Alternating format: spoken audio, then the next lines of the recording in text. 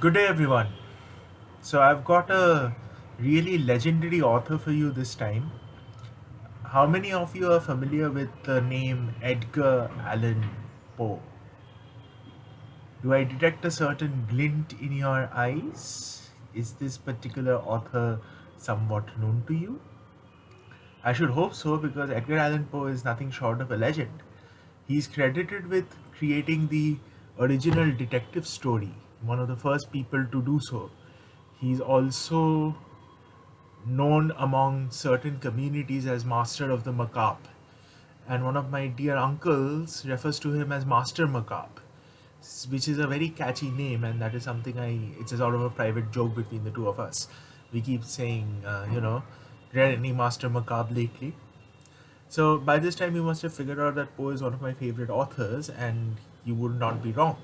Because the first Poe story I read was The Pit and the Pendulum in a random short story collection. And this was when I was in sixth grade, and it was in the school library, and it was abridged.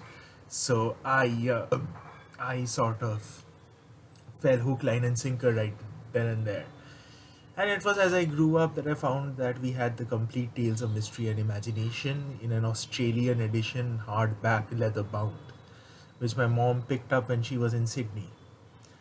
So that is the story of my exposure to Poe, and it is time for me to talk about the story I've got for you tonight, which is The Oval Portrait. Now, when you think Poe, you think The Fall of the House of Usher, you think The Pit and the Pendulum, you may be thinking about The Mask of the Red Death, which Neil Gaiman actually narrated to us on Halloween night last year. And he did a capital job of it also. He came live and he did one of his own stories, and he did The Mask of the Red Death, and he did one more story which was called My Last Landlady. So, but I am not Gaiman, and this is not The Mask of the Red Death. This is The Oval Portrait. And it is time to begin.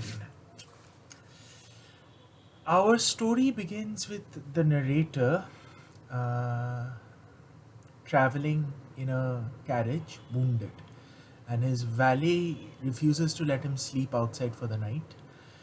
His valet says that there is a chateau nearby. I am taking you there, and you will spend the night under a roof, not under the sky.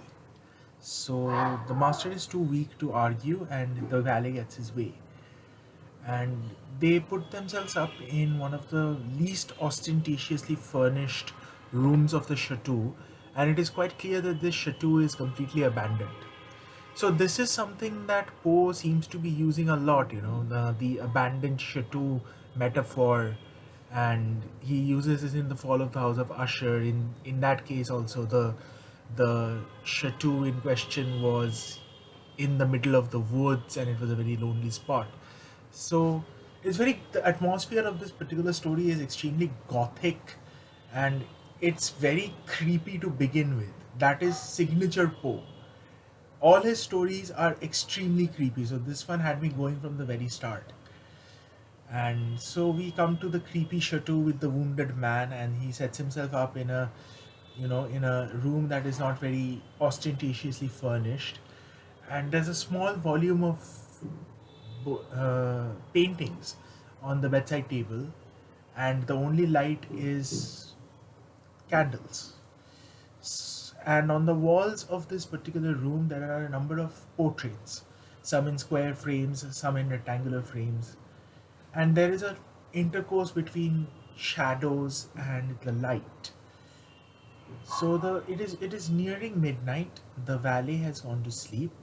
The master is reading the volume of writing on the how should I put it, the paintings which are described there, and he suddenly wants a better angle to read under, so he removes the candelabrum a little bit to the side. And when he does that, a hitherto uh, a darkened corner of the room is suddenly lit up very well. And he sees a fresh portrait in an oval frame. It is a sort of vignette of a very beautiful woman. And when his eyes first fall on it, he feels that the portrait is alive. It is as if a live woman is staring back at him. And he jumps back in the bed. Now he is wounded, so he props himself up on one elbow and he's lying there. He's looking at the portrait transfixed because he's not seen a portrait this beautiful. He's not seen a face so beautiful. And he opens the book of paintings and he cross matches the number of the painting with the writing. And that is where the story starts to get creepier. Because apparently, this particular painting was of a maiden who was real, a real life painting. She fell in love with an artist, and the artist loved only one thing more than he loved her, his art. And here Poe, just look at the imagery over here. He says she was jealous of only one thing, his tools that he used to paint. And like all artists, like all people who are in love, this particular man desired to paint her. And although she was initially apprehensive of it and continued to be apprehensive of it, she did agree to be painted by him. So he took her to a room on the top floor of the chateau and he sat her down in the model's chair and he started to paint.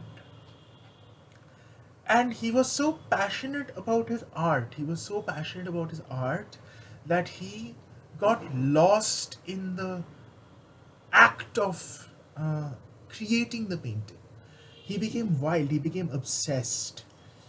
And he did not notice that with each stroke he put. I'm sorry, my Bluetooth is. I have no idea, it wants to break free. So maybe the Bluetooth is getting haunted by the fact that I'm telling a post story. It is quite possible. I am alone and it is night. But getting back to the story, uh, he got so wrapped up in the creation of his painting that with each stroke he put on the canvas, it seemed as if a little piece of his model's life, his wife's life, was being transferred from the body to the painting. And as the painting continued to progress over a course of many weeks, during which she obediently sat at the model's chair and she let him paint her, she didn't move from her position, she held whatever position he asked her to, she maintained whatever expression he asked her to. But she slowly started to get affected. She started to grow pale, she started to grow thin. And everyone but the artist, her husband, noticed this. And a couple of them also warned her that perhaps this is not the best exercise you should be occupying yourself with. But such was the passion of the artist, and such was the love of this maiden for her husband, that she didn't have the heart to tell him that she was not having a good time, that he should stop. And she let him complete the painting until that stage where there was nothing left but a brushstroke on the eyebrow and a brushstroke on the face. And as our artist decided to finish the painting, on the day that he decided to finish the painting, he took her up there and he didn't allow anybody to come in and he started work on the eyebrow. And he did that final lifting brushstroke and he stroked the face. And then he turned around to behold his model and she was dead.